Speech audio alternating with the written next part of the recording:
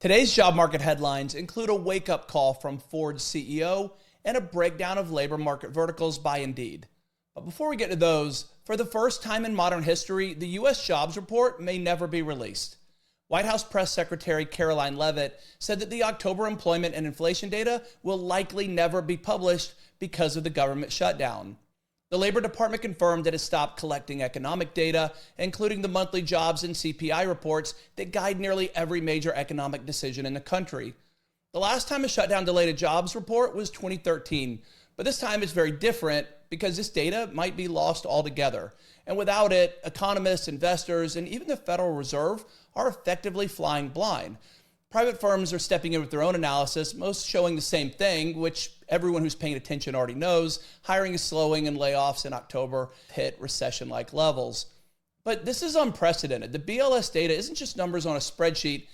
It's foundational for how employers plan, and economists forecast, and even the Fed uses it to set policy. So if we lose even 1 month of official data, it sets back workforce planning everywhere. So for now, we'll have to rely on private information that's published from firms like Indeed, ADP, and Challenger Gray and Christmas. That's what's telling us the pulse of the job market right now.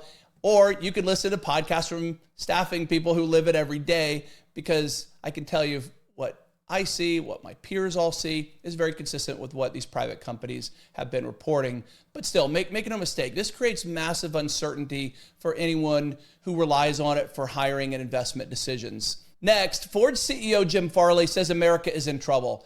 And it's not about cars, it's about people. He said this as a guest on the Office Hours Business Edition podcast, where he revealed that Ford has 5,000 open mechanic positions it can't fill, even though they pay up to $120,000 a year. He said this reflects a national crisis. We have over 1 million unfilled skilled trade jobs across the country, which is everything from truck drivers and factory workers to plumbers and electricians. He said we don't have trade schools and we are not investing in educating the next generation. Farley pointed out that learning to properly remove a diesel engine from a Ford Super Duty truck can take up to 5 years, but the training infrastructure simply isn't there. And that's despite Ford raising wages significantly by 25% in its most recent deal with the United Auto Workers. And Farley says it's just not enough without rebuilding America's pipeline for skilled labor. I think it's really good and necessary to see a major employer CEO pushing back on the current education system. But it's just bigger than that. Our labor force is shrinking. The supply of skilled labor and service workers just isn't meeting the demand today, and it's only going to get worse. And because of that, this is one of the most important conversations in the labor market today that we could have, and really in the country. For decades, we told young people the only path to success is a 4-year degree.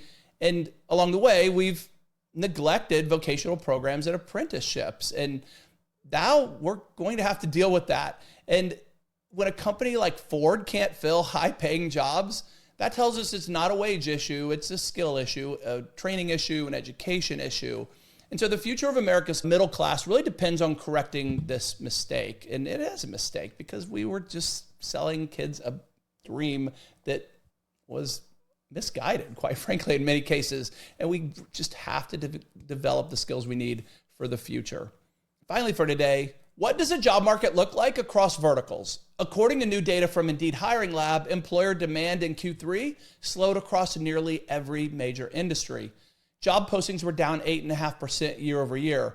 And wage growth remains slightly positive, but it's very uneven. It varies greatly by sector. Here's a quick breakdown.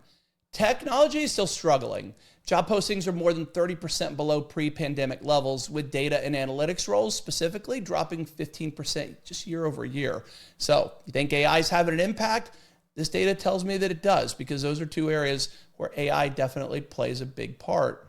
Healthcare remains the strongest sector, with therapy and physician postings about 85% higher than 2020 levels, but the growth there is starting to slow.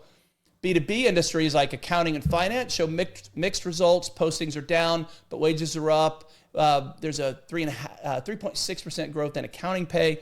So that's a trend in the right direction, although it's still, you could argue maybe that's not even able to keep up with inflation, at least real inflation. And retail continues to slide, with postings down 16%, and food service jobs are down 13.8%. Transportation cooled more, but wage growth is up in that area, so that's slightly good news.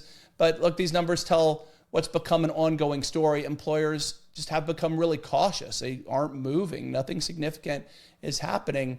And that comes after years of aggressive post-pandemic hiring. I mean, we saw that to a significant degree. I mean, you could just, any chart you look at about the labor market, it just jumps off the page when you see the big dip and then the big increase. And now you could argue we're starting to see a return to balance, but I think it's more of just a reset that's happening in the market right now.